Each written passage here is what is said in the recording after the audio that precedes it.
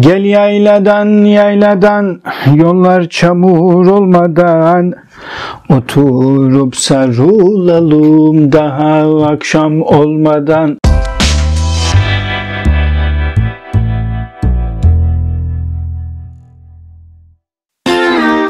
Selamun aleyküm ahali. Bundan bir önceki videomuzda kuzenimin hantallaşan ofis bilgisayarını nasıl hızlandırabileceğimizi ve ömrünü uzatabileceğimizi anlatmıştık.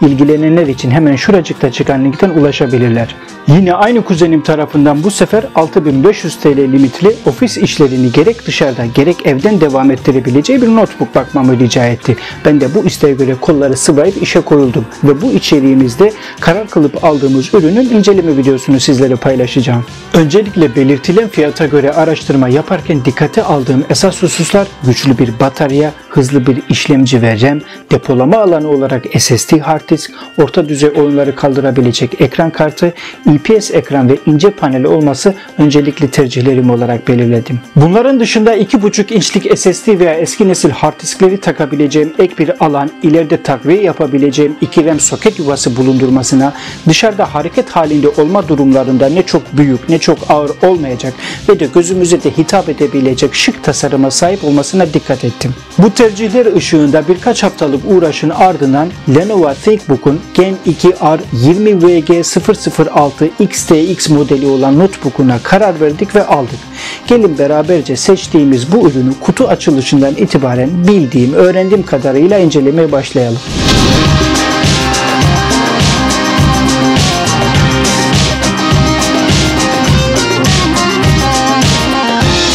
Öncelikle kutu içeriğinde güç adaptörü ve notebook dışında garanti belgesi ve kullanma kılavuzundan başka herhangi bir eşantiyon bir şey yok. Bu yönde bir beklentiniz varsa hemen uçurun kafanızdan. Keşke en azından ekstradan bir çanta hediye edilse diye iç geçirdiğinizi hissedebiliyorum. Ama maalesef üzgünüm. Lenovo bu konuda olsa dükkan sizin bile demiyorum. Evet, ilk olarak güç adaptörünün şöyle kısaca teknik özelliklerini anlatırsak, USB Type-C şeklinde 65 Watt gücünde ve akıllı voltaj özelliğiyle ekranda görmüş olduğunuz değerleri desteklemektedir. Bunların yanında öyle rahatsız edici bir şekle, büyüklüğe sahip değil. Ebatları, kablo uzunluğu gayet ölçülü ve iş görür vaziyette. Ekstra alacağınız bir notebook çantasına kolayca sığabilecek boyutlara sahip olduğunu söyledikten sonra Elvis binaya giriş yapar.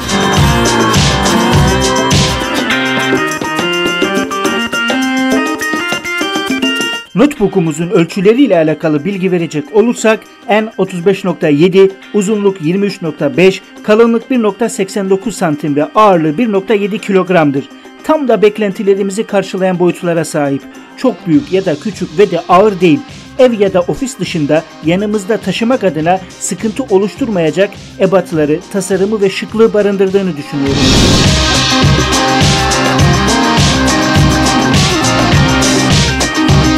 Ekran özelliklerine gelecek olursak 15.6 inç boyutlarında 1920x1080p Full HD çözünürlüğünde dış ortam ışığı kaynaklı görüntü kayıplarını minimuma indiren yansıma önleyici, her açıdan ekranınıza bakıp renk kaybı, değişimi yaşamadan izleme deneyimi sunan IPS ekranına sahiptir. Ayrıca göz yorgunluğu, göz kuruluğu ve bunlara bağlı rahatsızlıklara neden olan mavi ışığa karşı Almanya merkezli bu şirket tarafından düşük mavi ışık sertifikası da almıştır. %45 NTSC renk skalasına sahiptir ve bu oran bana göre bu makinede çok düşük kalmıştır. %100 RGB, sRGB gibi renk gamları teknolojileri varken en azından bu modele NTSC'nin %72 renk derinliği, canlılığı kullanılabilirdi. Ekranımızın üzerinde bir de web kameramız ve ThinkShooter adını taşıyan bir de kapağı bulunuyor. Gizlilik konusunda hassas olanlar için kameranın üzerine bant yapıştırmaktan kurtuluyor. Güvenlik adına güzel düşünülmüş fakat bu inceliği gösterenler çözünürlüğü üzerinde pek titizlik göstermemişler. 720p çözünürlüğüne sahip ama görmüş olduğunuz gibi ekranda bulanıklıklar var. Gerekli ayarlamaları yapmama rağmen istediğim netliği yakalayamadım. Eski bir teknoloji olsa da 720p'nin de bir ağırlığı vardı diye düşünüyorum. Yani demem o ki Jesse James'i öldürmekle Jesse James olamaz. Notebook'umuzun güç düğmesine parmak izi okuyucu özelliği de eklenmiştir. Klavyemiz ise Windows ve F1, F2, F3 gibi fonksiyon tuşlarının ikinci işlevleri olan ses kapama, açma, kısma, ekran ışığı yükseltme, azaltma, Uçak modu gibi işlemleri yerine getirmek için kullandığımız FN ve sayısal tuş takımı ile kullanımı gayet rahat. FN tuşunu devre dışı ya da aktif yapmak istiyorsak FN ve ESC'ye basarak bu işlemi gerçekleştirebilirsiniz.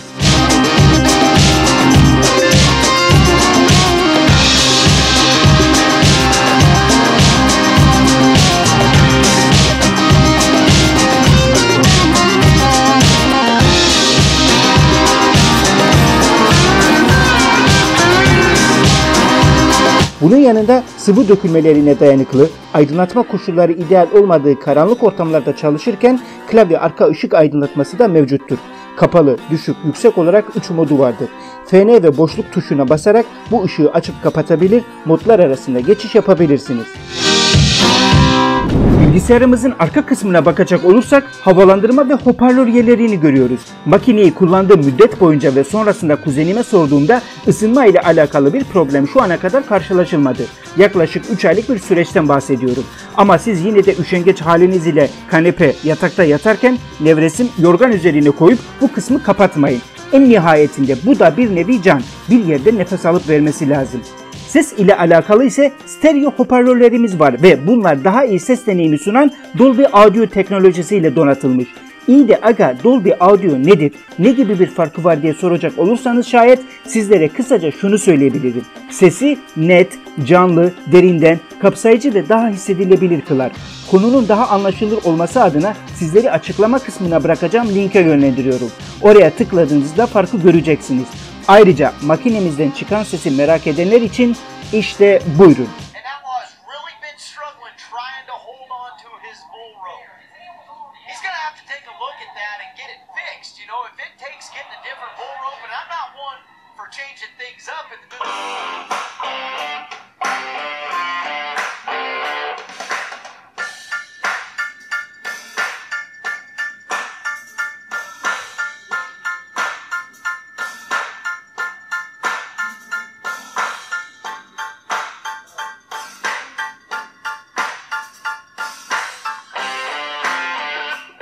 İlerleyen zamanlarda ihtiyaç halinde yapacağımız donanım değişikliği için örneğin batarya tükendiğinde ya da hız kazandırmak için RAM, depolama alanı arttırmak için hard disk veya SSD değiştirmek istediğimizde bu vidaları yerinden çıkarıp ardından internetten rahatça bulabileceğiniz çeşitli şekillerde laptop açma aparatı ile notebook'umuzun arka kapağını sökebiliriz. Vidalara, kasaya zarar vermediğiniz müddetçe garanti dışı olacağından da korkmayın. Şimdi de Lenovo ThinkBook 15 Gen 2 R20VG006 XTX modeli notebook'umuzun sahip olduğu donanımlara gelecek olursak, üzerinde AMD'nin Ocak 2020 tarihinde piyasaya sürdüğü Zen 2 mimarisine sahip Ryzen 5 4500U mobil işlemciyi barındırıyor. AMD web sayfasında işlemcimizin özelliklerine bakacak olursak çekirdek sayısı 6, sanal iş parçacık sayısı 6, grafik işlem birimi çekirdek sayısı 6. Temel işlemci hızı 2.3 GHz, artan iş yüküne göre maksimum 4 GHz'e kadar da çıkabiliyor. Yakın geçmişte kullanılmış olan verileri işlemciye ana hafızadan daha yakın bir yerde tutarak erişimini hızlandıran L2 ön bellek kapasitesi 3 MB, L3 ön bellek ise 8 MB'tır. CPU'muzun soket yapısı anakarta gömülü BGA FP6'dır. İşlemciler içerisinde bulunan transistörlerin mesafesi nanometre ile ölçülür. Nanometre değeri düştükçe transistör arası uzaklık azalır ve işlemciye daha fazla transistör yerleştirilir. Bu da işlemcinin düşük güç tüketimine, daha az ısınmasına vesile oluyor. Böylece performansı doğrudan olumlu yönde etkiliyor. İşte bu değer işlemcimizde 7 nanometredir. PCI Express veri yolu 3.0. Isı yayma kapasitesi watt türünden varsayılan değeri 15. Manuel olarak ayar vermek istediğimizde minimum ısı limiti 10, maksimum 20 watt'tır ve 105 santigrat dereceye kadar sıcaklığa da dayanabilir. Gerekli ayarlamaları yaparsanız üzerinde çay bile demleyebilirsiniz. İşlemcimiz DDR4'ün iki farklı versiyonunu aynı anda desteklemektedir. Bunlardan biri telefon, tablet, ultra ince dizüstü bilgisayarların bellek hızlarının verimliliğini artırmak için tasarlanmış anakarta lehimli LPDDR4, diğeri rahat çıkarılıp takılıp değiştirilebilen slota sahip standart DDR4 RAM'dir. Yani LPDDR4 normal DDR4'ün mobil eşdeğeridir. Boyutu küçük olduğundan kapladığı alan çok daha azdır. İsminin başındaki LP, Low Power, düşük güç tüketimi. DDR ise bildiğimiz Double Data Rate yani çift veri hızı anlamına gelmektedir. Sağladığı avantajlar ise daha az enerji harcarken daha fazla performans sağlar ve bu da bulunduğu makinenin bataryasına doğrudan olumlu katkı sunar. İşlemcimiz LPDDR4'te 4266 MHz, normal DDR4'te ise 3200 MHz'e kadar destek sunuyor. İşlemcimizin kendi içinde entegreli ekran kartına geldiğimizde 1500 MHz değerinde AMD Radeon grafik kartına sahiptir. İşlemcimiz yüksek performans gösteren oyunları oynamaz ama orta seviyedekileri destekler. Nedir bu orta seviye oyunlar diye soracaksanız bunu şöyle cevaplayabilirim. YouTube'da hayırsever vatandaşlar oyun performansını gösteren paylaşımlar yapmışlar. AMD Ryzen 5 4500U Game Test diye arattığınızda istediğiniz içeriklere ulaşabilirsiniz. Son olarak işlemcimiz DisplayPort ve HDMI desteği de sunuyor. Tekrar diğer donanım özelliklerine dönecek olursak AMD SoC chipsetine sahip. Açılımı System on a Chip'tir. Düz Türkçesi bir çip üzerinde sistemdir. Elektronik cihazları daha küçük, daha güçlü hale getirme yaklaşımını temsil ediyor diyebiliriz. Masaüstü anakartlarının üzerindeki bileşenler farklı çipler üzerinde bulunuyor. İşlemci, grafik işlemci, bellek gibi bileşenler farklı konumdalar. Bunda ise her biri tek çip üzerinde bulunuyor. Bileşenlerin yakın oluşu kablolama ihtiyacını azaltıyor. Bu da cihazı yapacağı iş yüküne göre daha verimli kılıyor ve kapladığı alan çok daha az olduğundan notebook'umuzun hafif, ince tasarımda olmasında önemli etken oluyor. Makinemizde hali hazırda çift kanal özelliğine sahip 8 GB 3200 MHz lehimli LPDDR4 ve bir de boşta olan SODIMM, açılımı Small Outline DIMM DDR4 RAM slotumuz var. İsminden de anlaşılacağı gibi SODIMM RAM'ler yapısal olarak masaüstü RAM'lerden daha küçüktür. Sizler buraya ilerleyen zamanlarda ihtiyaç ve bütçenize göre 3200 MHz değerinde 32 GB'a kadar RAM takabilirsiniz. Lehimli 8 GB LPDDR4 ile beraber toplamda hızı maksimum 40 GB'a kadar yükseltmiş oluyoruz. RAM alırken dikkat etmeniz gereken SODIMM RAM yapısında DDR4 3200 MHz frekansında olmasıdır. Depolama alanı olarak 2242 ebatlarında 256 GB PCI Express 3.0 X4 hızında NVMe veri yoluna sahip M.2 SSD yuvası mevcut. Bunun yanında ek olarak 2.5 inçlik hard disk takabileceğiniz boşta kalan alanımız var.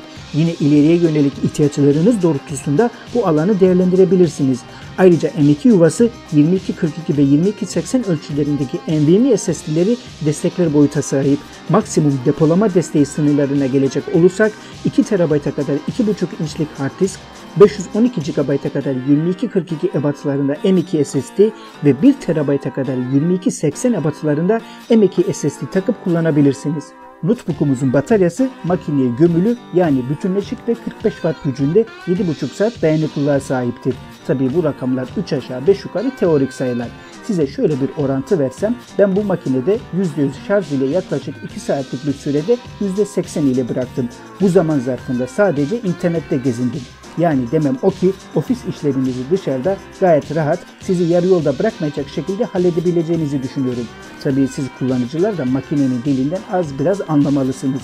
Örneğin ihtiyaç olmadığında Wi-Fi, Bluetooth ve klavye ışıklarını devre dışı bırakmasını, ortam ışığına göre ekran parlaklığını ayarlamasını, yine ihtiyaç dışında kullanmadığınız ama arka planda çalışan uygulamaları kapatmasını, parlak tonlardan masaüstü arka planı piksellerinin daha fazla ışık almasına, bunun da bataryayı tükettiğine, bu nedenle koyu tonlarda arka planı seçmeniz gerektiğini gibi bilgileri bilmeniz gerekir. Şimdi de notebook'umuzun sağ ve solunda yer alan giriş ve çıkış birimlerine bir göz atalım.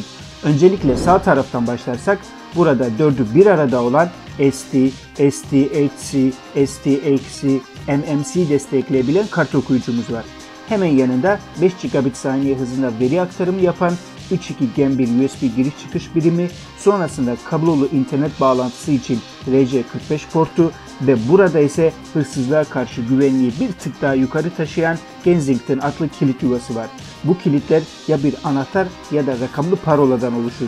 Bunun sayesinde notebook'umuzu masa ya da ağır bir nesneye bağlayarak cihazı güvence altına almış oluyoruz. Şayet yuva zorlanarak açılıp çalınırsa satılmaya çalışılırken zorlanmış, bozulmuş olduğu belli oluyor. Yine bu konuyla alakalı da açıklama kısmında link paylaşacağım. Sol tarafa gelecek olursak hem notebook'umuzu şarj etmek hem de 20 GB saniye hızında veri aktarımı yapmak için 2 adet 3.2 Gen 2 USB Type-C giriş çıkış birimimiz var. Ayrıca DisplayPort 1.4 desteği de sunuyor. Buna benzer dönüştürücü kablo sayesinde aynı anda görüntü ve sesi DisplayPort yuvası olan başka bir monitöre veya projektöre daha kaliteli ve hızlı bir şekilde aktarabilirsiniz. Hemen ardından yine aynı şekilde DisplayPort 1.4'te olduğu gibi görüntü ve sesi aynı anda aktaran HDMI 1.4 çıkışımız mevcut. İkisi arasındaki farklar ise işte şöyle. Bunların yanında yine sağ tarafta olduğu gibi 5 GB saniye hızında veri aktarımı yapan ikinci 3.2 Gen 1 USB giriş çıkış birimimiz, sonrasında bütünleşik 3,5 mm 4 kutuplu mikrofonlu kulaklık çıkışımız var. Dikkat edin, mikrofonlu kulaklık diyorum. Yani harici mikrofonları maalesef desteklemiyor. Şayet bu sizler için çok önemliyse internetten uygun fiyatlarda bulabileceğiniz USB ses kartı ile bu sorunu çözebilirsiniz. Hemen ardında Nova butonu diye adlandırılan küçük bir deliğimiz var. Yararı ise cihazın işlevselliğini genişlettirir. BIOS'a girişi kolaylaştırmak, boot menüsüne kısa yoldan ulaşmak için kullanılabilir. Notebook'umuz kapalı konumdayken ataç gibi ince uçlu bir parça ile buraya birkaç saniye basılı tuttuğumuzda Nova butonu menüsüne ulaşıyoruz.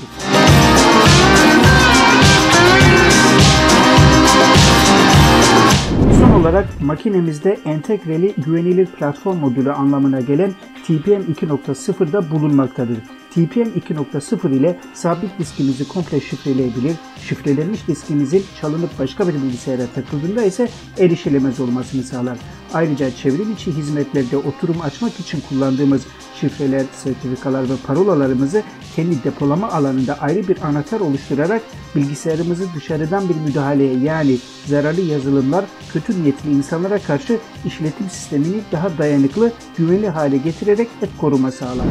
Evet arkadaşlar, Lenovo ThinkBook 15 Gen 2R20VG006XTX modeli notebook'umuzun genel itibariyle özellikleri bu kadar. Bir sonraki videomuzda işletim sistemini ve sonrasında donanım yazılımlarını nasıl yükleyeceğimizi anlatacağım. Çünkü makinemiz FreeDOS yani içinde işletim sistemi olmadan satılmaktadır.